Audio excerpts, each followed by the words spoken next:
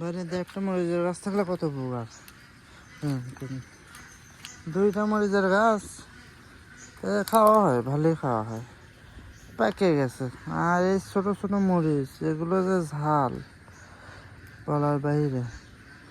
আপনারাও এতে মরিচ গাছে রাখেন বাড়িতে, খাইতে পারবেন। হ্যাঁ, ধরো মরিচ মোটামুটি ভালোই। হ্যাঁ, লাল হয়ে গেছে দেখো।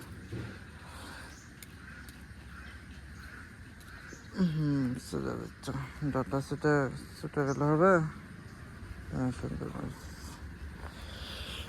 অল্প কয়েকটা দিলে তরকারি হয়ে যায়। দুইটা আমার ভাই খায়, আমরা খাই, তাও মরিচ শেষ হচ্ছে না, তা পেকে যাচ্ছে।